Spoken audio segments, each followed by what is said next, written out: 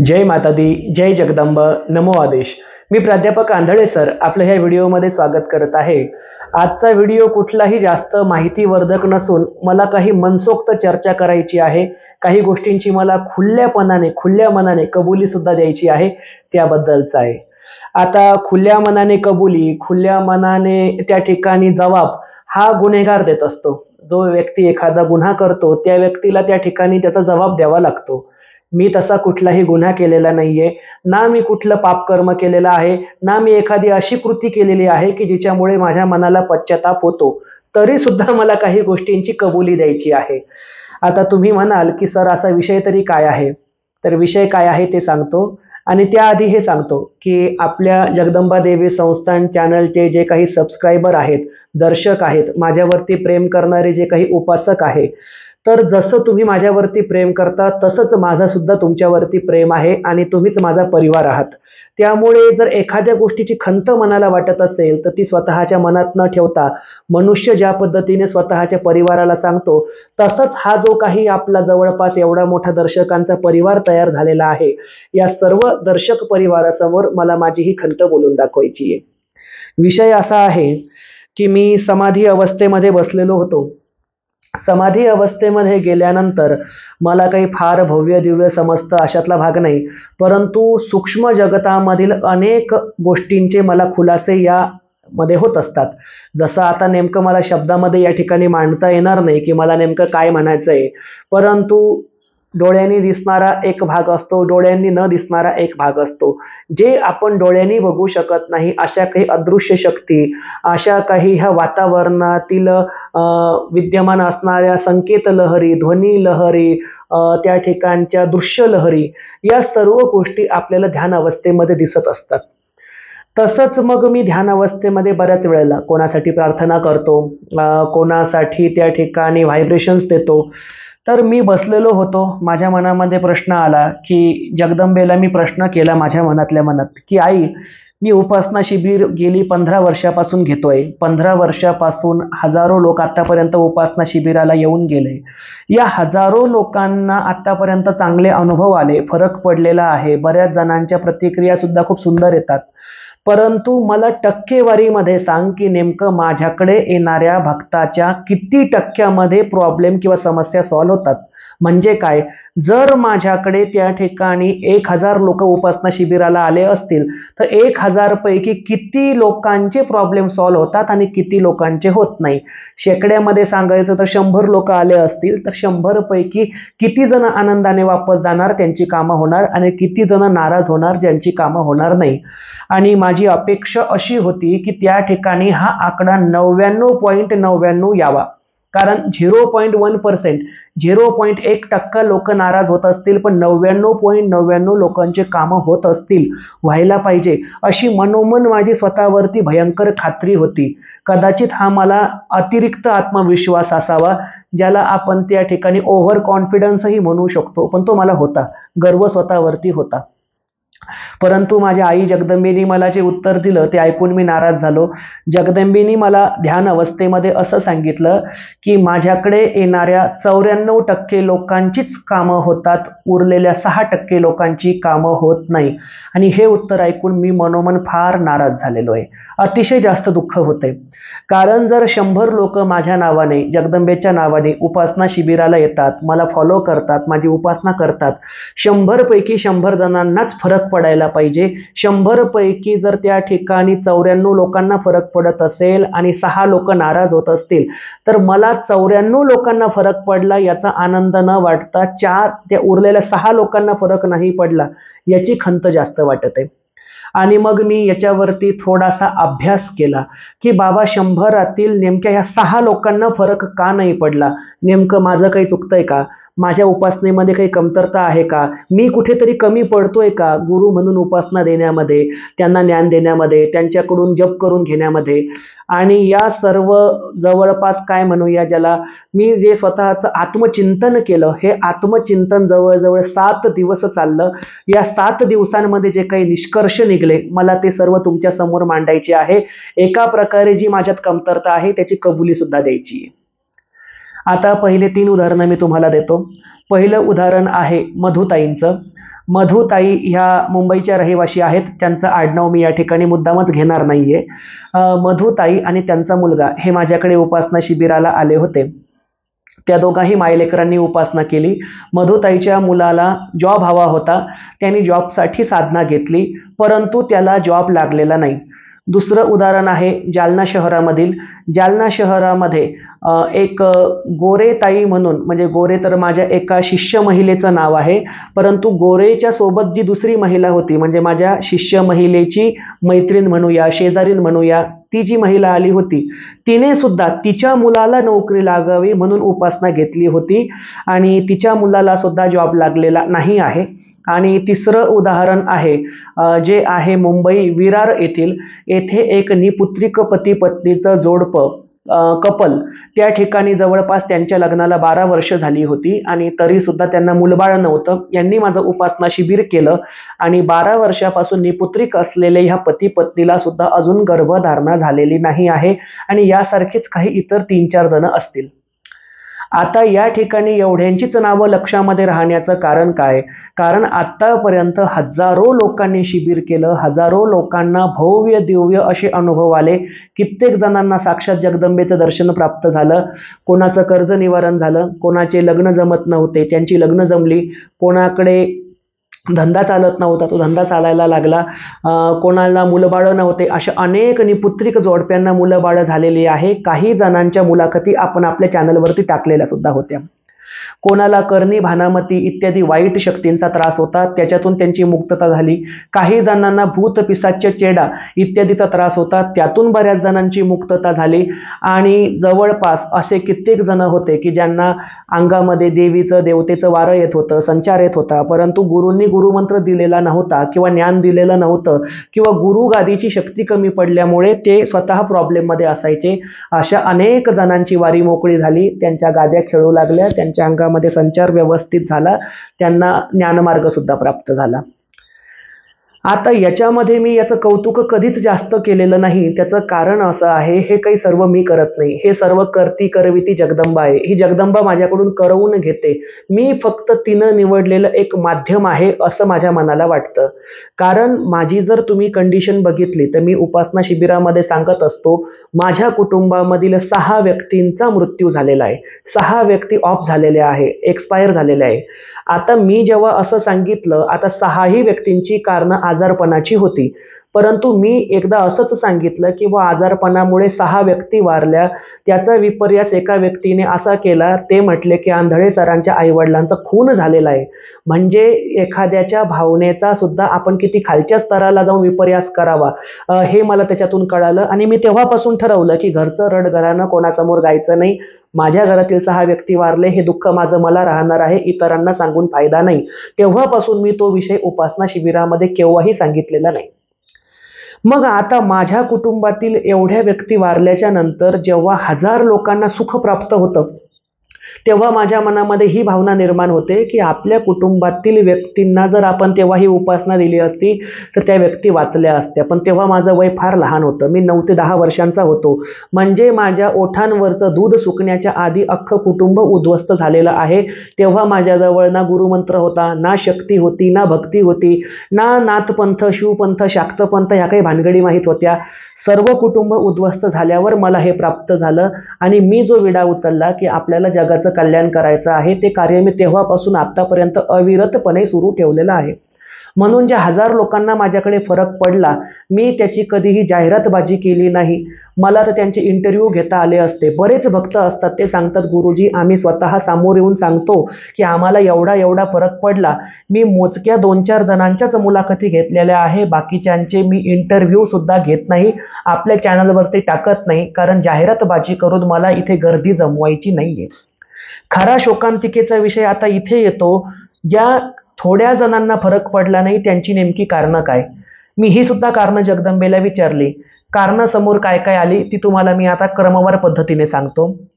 ज्या जालन्याच्या गोरे नावाच्या माझ्या शिष्य महिलेच्या शेजारीन ताई आहे, जिने तिच्या मुलासाठी उपासना केली होती, त्या ताईने उपासनाच व्यवस्थित केलेली नाही. मी दररोज 1.25 घंटेची उपासना देतो. त्या ताईंनी रोज 10 ते 15 मिनिटं उपासना केली. त्यातही मुलगा जेवायला मागायचा, पती जेवण्यासाठी मागायचा, त्यांना घरातील काम असायचे, घरामध्ये टीव्ही सुरू असायचा आणि अशा पद्धतीनुसार तळ्यात मळ्यात करून रोजचे 10-15 मिनिटं त्यांनी साधना केली. अशी साधना त्यांनी 10-12 दिवस केली. नंतर साधना सोडून दिली. आता ही साधना पूर्ण झाली की नाही झाली हे मी दर्शकांवरती सोडतो, हे ज्याचं त्यांनी ठरवावं. आणि अशी अपूर्ण आणि अर्धवट साधना झाल्यावर त्या ठिकाणी फळ ईश्वर किती देईल हे सुद्धा तुमचं तुम्ही ठरवावं. मी त्याबद्दल बोलत नाही. दुसरं उदाहरण आहे, ज्या निपुत्रिक पती पत्नींना त्या ठिकाणी पुत्रप्राप्ती झाली नाही त्यांची, तर त्या ठिकाणी मला माहिती अशी मिळाली की जी ती महिला होती, जिला 12 वर्षापासून मूलबाळ नाहीये, त्या महिलेला गर्भकोशच नाहीये. तुम्हाला माहिती असेल, प्रत्येक महिलेला गर्भकोश असतो, गर्भाशयाची पिशवी असते, जिच्यामध्येच पुरुषाचं वीर्य गेल्यानंतर त्या ठिकाणी तो उदराला आकार प्राप्त होतो, नवजीवाला नवभ्रूणाला आकार प्राप्त होतो आणि त्या ठिकाणी बाळ वाढू लागतं. गर्भपिशवीच नसेल तर त्या ठिकाणी सुद्धा वैद्यकीय शास्त्रदृष्ट्या किंवा आध्यात्मिक दृष्ट्या त्या महिलेला मूल होणं किती पॉसिबल राहील किंवा किती शक्य राहील हेही मी दर्शकांवरती सोडतो. आणि तिसरं उदाहरण आता या ठिकाणी येऊन जातं मधुताईंचं. मधुताईच्या बाबतीमध्ये मला खरंच वाईट वाटतं, कारण मधुताईने व्यवस्थित उपासना केली. त्यांच्या मुलाने थोडीशी हेळसांड केली असेल, कारण नवीन मुलं अशी असतात की त्यांचा एकदम जपावरती उपासनेवरती विश्वास बसत नाही. परंतु मुलाकडून जरी थोडंफार 9-12 झालं असेल, पण आईने व्यवस्थित उपासना केली तरी सुद्धा त्यांच्या मुलाला नोकरी लागली नाही. याचं कारण जेव्हा मी बघितलं, त्या कारणामध्ये मला असं जाणवलं, या मधुताईंवरती, त्यांच्या मुलावरती, त्यांच्या कुटुंबावरती जुन्या काळामध्ये अतिशय जालिम प्रकारचे तंत्रप्रयोग झाले. हे तंत्रप्रयोग त्यांच्याच जवळच्या व्यक्तींनी केलेले होते. यामध्ये अनेक आसुरी शक्तींचा, काळ्या विद्येचा, चेटूक शक्तीचा, चेड्यागोट्यांचा वापर करण्यात आला होता. ज्या वेळेला तुमच्यावरती अशा वाईट शक्ती आक्रमण करतात, त्यावेळेला तुम्ही करत असलेली उपासना, त्या उपासनेमधून निर्माण होणारी शक्ती आणि ऊर्जा ही तुमच्या आजूबाजूची निगेटिव्हिटी, नकारात्मकता संपवण्यामध्येच नष्ट होते. हा नियम असतो. आता जसं मी या ठिकाणी सांगू इच्छितो की मी माझ्या गुरूंना प्रश्न केला होता की म्हटलं, गुरुजी म्हणजे मी स्वामी म्हणतो माझ्या शिवपंथाच्या गुरूंना, स्वामी सुभाषचंद्र सरस्वती महाराज 1008 यांना म्हटलं होतं, स्वामी की मनुष्याला या जन्मामध्ये दुःख का भोगावं लागतं? ते मला म्हटले, पूर्वजन्माच्या कर्मानुसार. मी म्हटलं, जो मनुष्य या जन्मामध्ये लहानपणापासून गरीब आहे, तरुणपणामध्ये गरीब आहे, मरताना सुद्धा तो गरिबीमध्येच मरतो, मग एवढं त्यानं कुठलं पाप केलेलं आहे या जन्मामध्ये की त्याला एवढं दुःख भोगावं लागतं? तर माझ्या परमपूज्य गुरूंनी मला उत्तर दिलं होतं. ते मला म्हटले होते की बाळ, मनुष्य या जन्मामध्ये पाप करत नसतो, परंतु ज्या पद्धतीनुसार आपण बँकेकडून कर्ज घेतो, बँकेकडून कर्ज घेत असताना बँक पहिले तुमचं सिव्हिल चेक करते. सिव्हिल म्हणजे तुमचं अकाउंट, तुमचे स्टेटमेंट, मिनी स्टेटमेंट, फुल स्टेटमेंट. तुम्ही त्याच्या आधी कर्ज घेतलेलं होतं का? तुमच्यावरती कुठल्या बँकेच्या कर्जाचा बोजा आहे का? तुमची जमीन किंवा तुमचं घर, तुमची प्रॉपर्टी कुठे गहाण पडलेली आहे का? तुम्ही कुठे खरेदी पत्र करून दिलेलं आहे का? तुमच्यावरती लीज ऑफ पेंडेन्सी म्हणजे प्रतिबंधात्मक या पद्धतीची एखादी कारवाई बँकेतर्फे किंवा स्थावर जंगम मालमत्तेच्या एखाद्या प्रकरणामध्ये झालेली आहे का? हे सर्व त्या ठिकाणी तपासल्यानंतरच तुम्हाला नवीन कर्ज मिळतं. म्हटलं हो, हे तर खरं आहे. म्हणजे त्यांनी थोडं शुद्ध भाषेमध्ये सांगितलं, सोप्या भाषेमध्ये. मी या ठिकाणी शिक्षकी भाषेमध्ये सांगतोय तो विषय. आता मग त्यांनी मला सांगितलं की जर बँक जर कर्ज देत असताना त्या ठिकाणी सर्व चेक करून देते, तसंच ईश्वर आहे. ईश्वर सांगतो, पूर्वजन्माचे पाप पहिले फेड, नंतर ह्या जन्माचं कर्माचं फळ तुला मिळेल. पूर्वजन्माच्या पापांची गड्डी जोपर्यंत भरली जाणार नाही, त्या ठिकाणी जे काही आपण करून ठेवलेला आहे पापाची रास, पर्वताचा डोंगर, ती पापाची रास, तो पर्वताचा डोंगर पूर्ण आपण फावड्याने उपसून फेकल्याशिवाय नवीन सुख प्राप्त होऊ शकत नाही. मग मी त्यांना विचारलं, जुन्या जन्मातील पाप नष्ट करण्यासाठी नेमकं काय केलं पाहिजे? त्यांनी मला सांगितलं, काहीच करायची गरज नाही. कुठल्याही देवाच्या एका नावाचा सतत जप करत राहा. याला नामसाधना, नामजप असं म्हणतात. त्याचा सतत जप करत राहिल्याने पूर्वजन्मीच्या पापांच्या राशी जळून नष्ट होतात. आणि जोपर्यंत पूर्वजन्माच्या पापांच्या राशी जळत नाही, तोपर्यंत या जन्मामध्ये त्या मंत्राचा चमत्कार दिसत नाही. आता जे सुज्ञ असतील त्यांना यातून बरंच काही लक्षात येईल. म्हणजे मला काय म्हणायचं आहे ते म्हणजे मधुताईंनी फार मनापासून उपासना केली, मी त्यांच्या उपासनेबद्दल शंका घेत नाही, किंवा इतरही जे काही येत असतील त्यांनीही फार मनापासून केलेली असेल. परंतु जर तुमच्यावरती पूर्वजन्मीचं काही पाप असेल किंवा पूर्वजन्मीचं पाप नसेलही, या जन्मात जर तुमच्यावरती कोणी जबर तंत्र प्रयोग केलेला असेल, वाईट केलेलं असेल, तुमच्या वाईटावरती काही शक्ती सोडलेल्या असतील, तर तुम्ही जो जप करताय, तुम्ही जी साधना करताय, ही साधना वाया जात नाही, हे लक्षात घ्या. ज्या पद्धतीनुसार आपण एखाद्या फुग्यामध्ये हवा भरत गेलो तर आपल्याला जर तो फुगा फुगताना दिसत नाहीये, याचा अर्थ असा नाही की फुग्यामध्ये हवा नाहीये, फुग्यात हवा चाललेली आहे, परंतु त्या फुग्याला जॉईन दुसरा फुगा आहे, ती हवा पहिले दुसऱ्या फुग्यामध्ये जाईल, तो फुगा पूर्ण भरल्यावर या फुग्यामध्ये येईल. त्या पद्धतीनुसार जसं की घड्याळ्या असतात, घड्याळ्या म्हणजे काय, तर आपण समजा उदाहरणार्थ एकावर एक 7 मडके रचून ठेवले, मातीचे मडके, घागर. आता या 7ही घागरींना आपण खालून मोठाली भोकं पाडलेली आहे, 7ही घागरींना मधून भोक आहे. आता जर आपण पहिल्या घागरीमध्ये धान्य ओतायला सुरुवात केली तर सर्वात पहिले कुठली घागर भरेल, जी 7व्या क्रमांकावर आहे ती, त्यानंतर 6वी, नंतर 5वी, मग 4थी, 3री, 2री आणि पहिली. आता आपली अपेक्षा असते की आम्ही धान्य ओतायला सुरुवात केलंय, आमची पहिली घागर भरत का नाहीये, म्हणजे आमचं काम होत का नाहीये. जे पूर्वजन्मीचे पाप आहे, जे पूर्वजन्मीचे कर्म आहे, किंवा या जन्मामध्ये जर कोणी वाईट करून ठेवलं असेल, तर या सर्व गोष्टींना प्रतिबंध करण्यासाठी, त्यांना मज्जाव करण्यासाठी, त्यांना रोखण्यासाठी तुमच्या ईश्वराच्या नामजपाची शक्ती त्या ठिकाणी जात असते. आणि मुळामध्ये बघा, आपण जर एखाद्याला एक शिवी दिली, हो साधी शिवी देऊ द्या, तू नालायक आहेस, तू पागल आहेस, तू मूर्ख आहेस, एक शिवी जर मनाला एवढा त्रास देते आणि आपण 10 वर्ष ती शिवी विसरत नाही, मग जर आपण भगवंताच्या नावाचा, परमेश्वराच्या नावाचा जाप करतोय 1 तास, अर्धा तास, 20 मिनिट, 15 मिनिट, तो जाप वाया जात नाही, हे लक्षात घ्या. ते भगवंताचं नाव आहे, ते ईश्वराचं नाव आहे. जेवढ्या आपल्या शरीरावरती अणु रेणू सारख्या बारीक नाड्या असतील, जेवढे आपल्या शरीरावरती रोमकूप असतील, रोमकूप म्हणजे बारीक बारीक छिद्र, तेवढ्या प्रत्येक छिद्रामध्ये ह्या परमेश्वराचं नाव जातं, त्या ठिकाणी ते बसतं. आणि त्या ठिकाणी मला हे सांगावंसं वाटतं की ज्यांना फरक पडला नाही, मी त्यांच्याबद्दल नक्कीच दुःखी आहे बरं का. 100मधील 94 लोक सुख घेऊन जात असतील, सुखी होऊन जात असतील, आणि 6 लोक जर दुःखी होत असतील, मला त्या 6 लोकांबद्दल भयानक वाईट वाटत आहे. मी या ठिकाणी कुठलीही सारवासारव करत नाहीये. आणि त्यातल्या त्यात मला विशेष तुम्हाला हे सांगावंसं वाटतं, आणि त्यामुळे ह्या भगवंताच्या नावाचा उच्चार वाया कधीच जात नाही, हे आपण लक्षामध्ये घेतलं पाहिजे. जसं की वाल्ह्या कोळी हा परम पापी होता, त्याने 7 रांजण माणसांच्या याचे भरलेले होते, इतका तो पापी.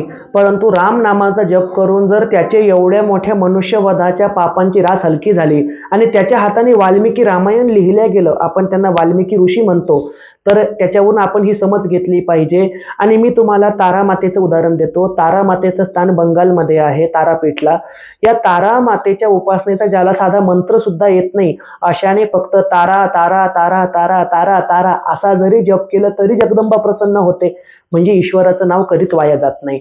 परंतु काय असतं, आपण राजस मार्गानुसार भगवंताकडून इच्छा धरतो. राजस मार्ग म्हणजे काय, मला नोकरी लागली पाहिजे, मला काहीतरी व्यवसाय चालला पाहिजे, माझं अमकं काम झालं पाहिजे. मग ह्या राजस मार्गाच्या साधनेमध्ये बऱ्याच वेळेला आपले पूर्वजन्माचे कर्म, वाईट शक्ती आपल्याला अडवायला येतात, परंतु आपण त्यावर सुद्धा मात केली पाहिजे. परंतु हरकत नाही, ज्यांचे कामं झाली नाही, मी त्यांच्याबद्दल सदैव दुःखी राहील, प्रार्थना करत राहील. आणि मी याच्या आधी सुद्धा सांगितलेलं आहे की जर उपासना शिबिराला येऊन कोणाचा फायदा झाला नाही, कोणाला फरक पडला नाही, कोणाला अनुभव आला नाही, अशा व्यक्तींनी मला थेट कॉल करा. मी जे 550 रुपये तुमची फी घेतो, ती 550 रुपये फी मी तुमच्या फोनपेवरती 1 सेकंदाच्या आत वापस पाठवेल. आणि त्याबद्दल कुठेही वाच्यता करणार नाही, कोणालाही सांगणार नाही, तुमचं नाव कधीही समोर येऊ देणार नाही. आणि तुम्हाला आश्चर्य वाटलं असेल, मुंबईवरून मला तसा एक फोन सुद्धा आला. त्या फोनमध्ये त्या व्यक्तीने सांगितलं की गुरुजी, मी तुमच्या उपासना शिबिराला आलो होतो, मी उपासना घेऊन गेलो, परंतु ती माझ्याच्याने करणंच झाली नाही, कारण मला वेळ मिळत नाही, तर मग माझे 550 रुपये मला वापस पाठवता का. तर मी ताबडतोब त्या व्यक्तीला 550 रुपये वापस पाठवलेले आहे, परंतु मी त्या व्यक्तीचं नाव या ठिकाणी घेणार नाही. आता मुळामध्ये हे जे 550 रुपये मी घेतो, हे उपासना शिकवण्याचे घेतो. त्या ठिकाणी कोणालाही फरक पडतोच म्हणून 550 रुपये द्या अशी मी जाहिरातबाजी केलेली नाही, तसा माझा दावा नाही. या ठिकाणी आल्यावरच तुमचे प्रॉब्लेम सॉल्व्ह होतील म्हणून कृपया माझ्याकडे या असं मी कोणालाही निमंत्रण सुद्धा दिलेलं नाही आणि देत सुद्धा नाही. जे खरोखर प्रॉब्लेम मध्ये आहे, ज्यांना खरोखर उपासनेची गरज आहे, वाईट शक्तींचा त्रास आहे, अशांनी नक्की उपासना करावी. कारण 100रातील 94-95 लोकांना जरी फरक पडत असेल तरी ते लोक अधोगतीला जाण्यापासून वाचतील, हा त्या मागचा माझा उद्देश आहे. आणि मुळामध्ये तुम्ही जेव्हा एखाद्या डॉक्टरकडे जाता, डॉक्टर तुम्हाला त्या ठिकाणी चेकअप करतात आणि तुम्हाला त्या ठिकाणी डिस्क्रिप्शन मध्ये औषधं लिहून देतात. या कागदाचं जो डिस्क्रिप्शन असतं, हे डिस्क्रिप्शन लिहून देण्याची फी जी असते, त्यांची ओपीडीची फी असते 500 रुपये, 600 रुपये.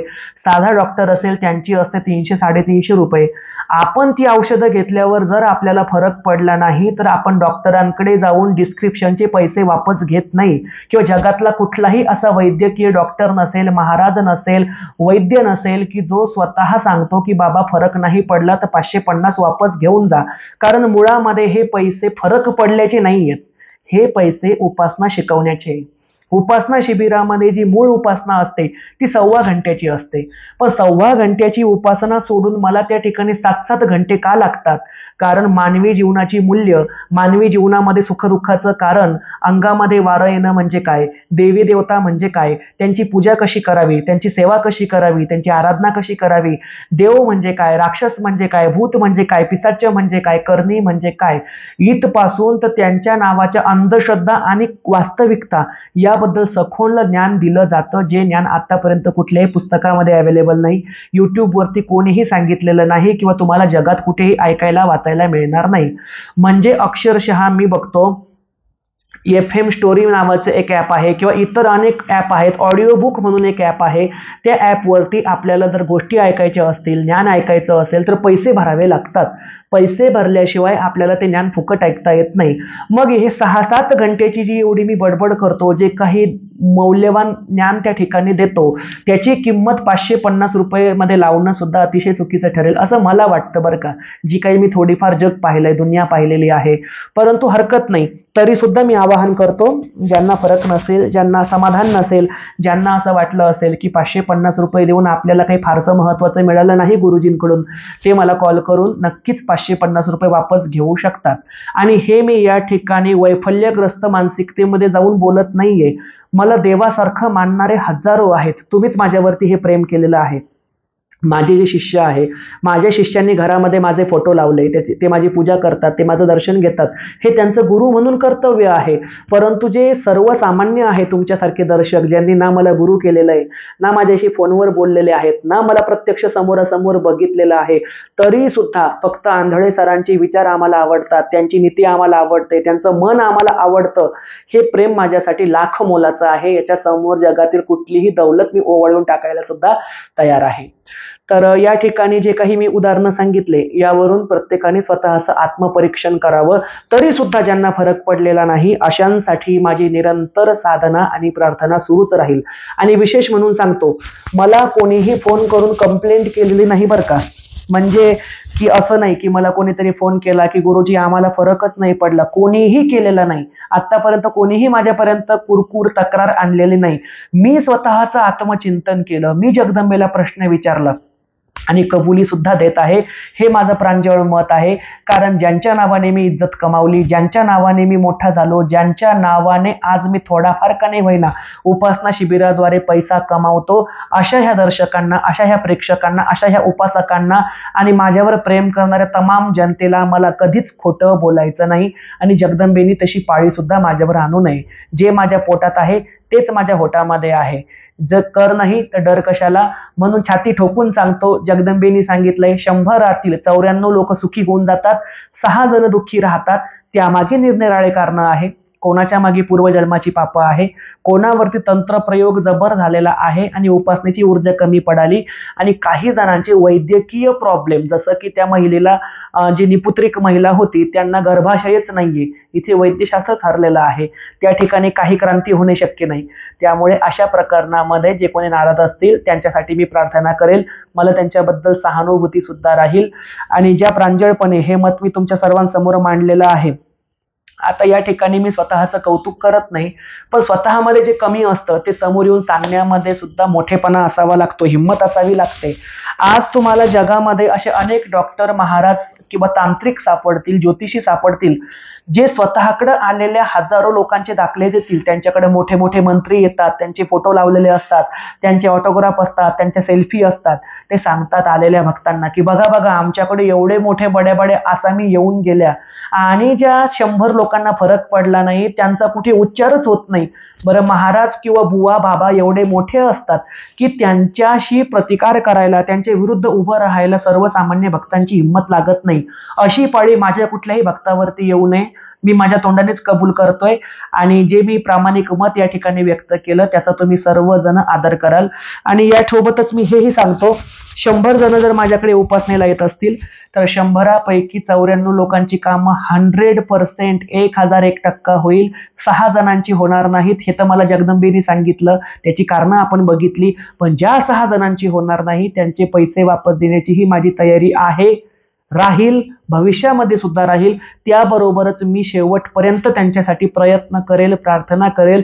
मला काय काय उपाय करता येतील तेवढे करेल, कारण ह्या 6 जणांना नाराज ठेवून मला 1000 लोकांना सुखी करायचं नाहीये. तर आजचा हा व्हिडिओ तुम्हाला कसा वाटला हे मला नक्कीच कळवा. आणि आत्ताशी मला कुठेतरी मोकळं झाल्यासारखं वाटतंय. जी खंत 7 दिवसापासून माझ्या मनामध्ये होती ती आज कुठेतरी मोकळी झालीये. आणि हे सर्व ऐकून घेतल्याबद्दल मी तुम्हा सर्व जगदंबा देवी संस्थान देऊळगाव राजा या आपल्या चॅनलच्या दर्शकांचे पुन्हा एकदा हात जोडून अभिवादन करतो, अभिनंदन करतो. जय माता दी, जय जगदंब, नमो आदेश.